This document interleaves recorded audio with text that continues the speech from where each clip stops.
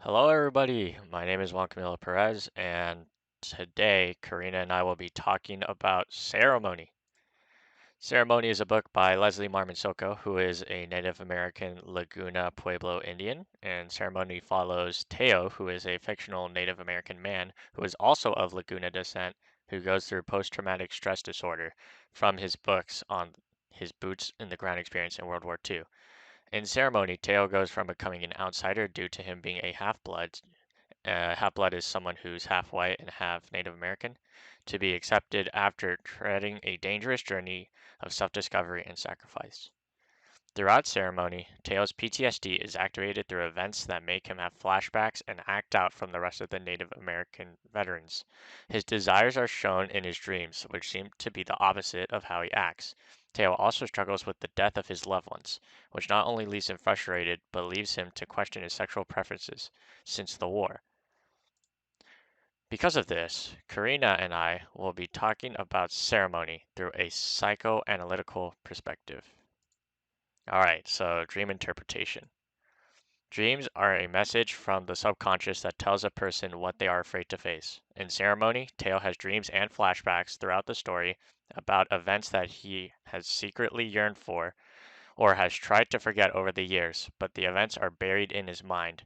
As mentioned before, in psychoanalysis, dreams show a person's subconscious beliefs, and to add on to that, the problem with interpreting dreams is that our brains realize this and try to shelter ourselves from our own subconscious in order to protect us from our true beliefs. In the middle of the story, Teo is advised to see Old Man Bettany, who is a Native American man who lives in Solidarity on a hill. When Old Man Bettany tells Teo the story of the Dark Mountain, Teo goes to bed, contemplating about what the story means until he falls asleep.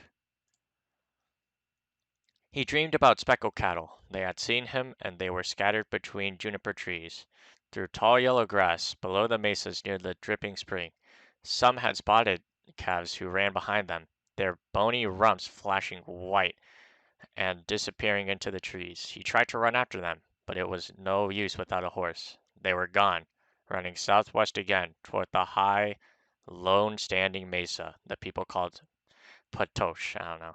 He woke up and he was shivering. He stood up and the blanket covering him slid onto the ground. He wanted to leave that night to find the cattle. There would be no peace until he did. So what was so special about this dream? Why was Teo so scared when he woke up? To my interpretation, it seems that Teo's dream is all about letting go.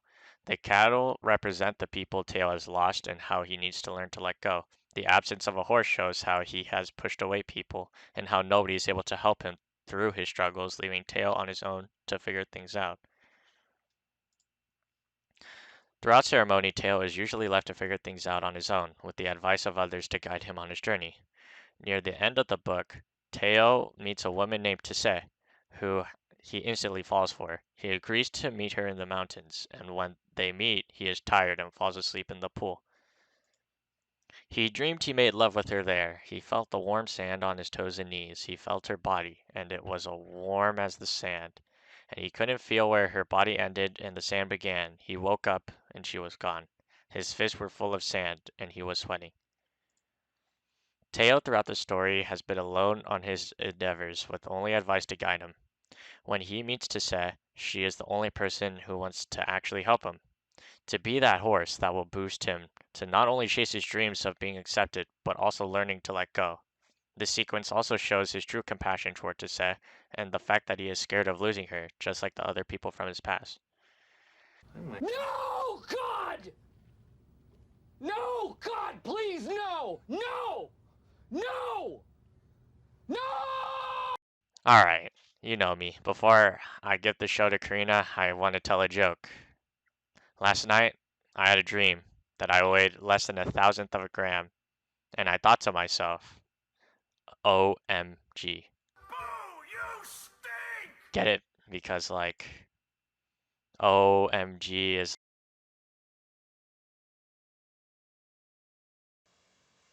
Hello, I'm Karina, and apparently I'm the lame one here. So let's get started with how the death of Josiah and Rocky has affected Teo and his life. In Ceremony, Teo had two people that were close to him, his uncle Josiah and his cousin Rocky. Josiah, the person that taught Teo about Native American traditions and helps make Teo feel most at home in the family. Other than Teo's already passed mother, Josiah is the only family member he feels the closest to.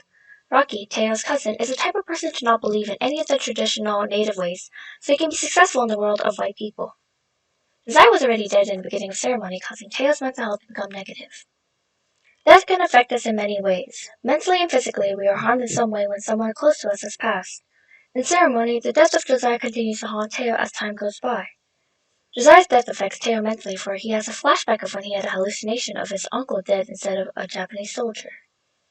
When the sergeant told them to kill all, the Japanese soldiers lined up in front of the cave with their hands on their heads. Teo could not pull the trigger. The fever made him shiver, and the sweat was stinging his eyes, and he couldn't see clearly. In that instant, he saw Josiah standing there. The face was dark from the sun, and the eyes were squinting as though he were about to smile at Teo. So Teo stood there, stiff with nausea, while they fired at the soldiers, and he watched his uncle fall, and he knew it was Josiah.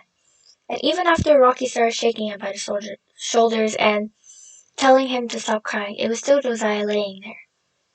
Here, Teo is having a flashback of when he was ordered to kill all of the Japanese soldiers present, but then he hallucinates and sees one of the Japanese soldiers as his uncle Josiah. The death of Josiah haunted Teo, therefore he had a flashback of when he saw his uncle as a hallucination. In Lloyd Tyson's Critical Theory Today, Chapter 2, Psychoanalytical Criticism, he states that humans have a built-in drive towards death, which is often expressed through behaviors such as aggression, repetition compulsion, and self-destructiveness. Teo's hallucination of his uncle Josiah is a sign of self-destructiveness because of how much Josiah's death has affected Teo's mental health, causing him to hallucinate. Later in ceremony, Rocky passes away, affecting Teo once again, just like Josiah's death did to him. Teo thinks back on when Rocky dies. Him and Josiah prayed for good weather then, but when they walked, jungle rain lay suspended in the air, causing Rocky to eventually die.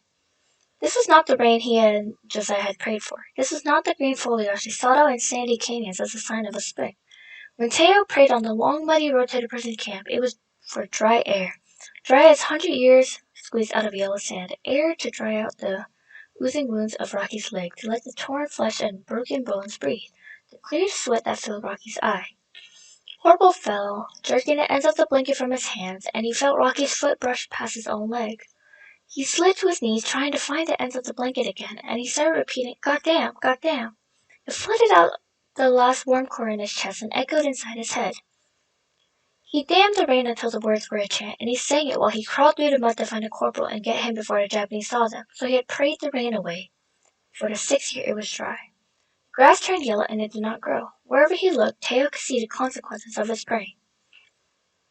Teo and Josiah prayed for good weather during that time, but instead they had jungle rain, causing Rocky's wounds to get worse and worse. Later in the text, Teo says that whenever he's in the same places where jungle rain was last time, he could remember the consequences of his praying. When Rocky dies, Teo feels really guilty because he was the one that prayed for good weather and was supposed to be protecting Rocky at that time. As Tyson stated, a guilt button is when someone thinks, "I must have done something wrong, that's why I'm being punished like this." This is what Teo feels like. He thinks that he was the one that did something wrong, and for his punishment, Rocky dies. Sexual desires cause Teo to feel a lot of pressure on him as he feels as if he should have sex with someone. As Camila talked about earlier, Teo's dreams included his desires of wanting to have sex with Teo. Seth and Teo were both lying down next to the pool as he closed his eyes.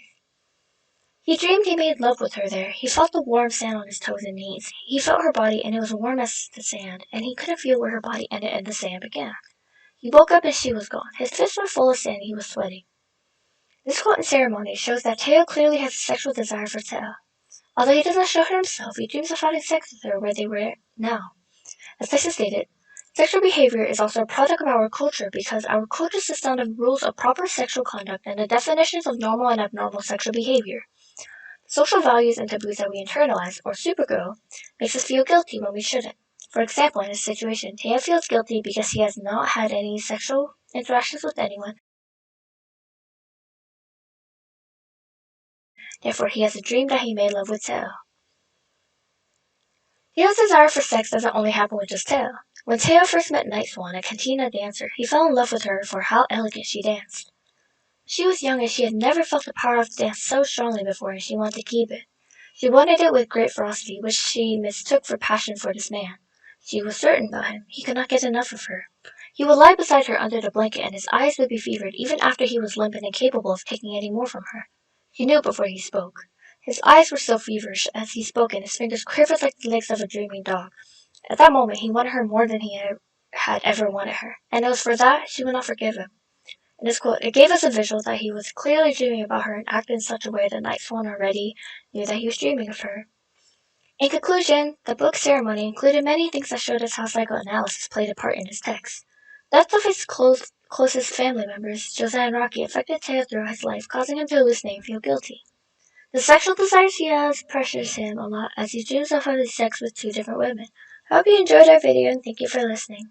And for our video hours, we spent about 5 hours on our main research, 5 hours on our script, 2 hours on our slideshow, and Camille spent an hour editing this video.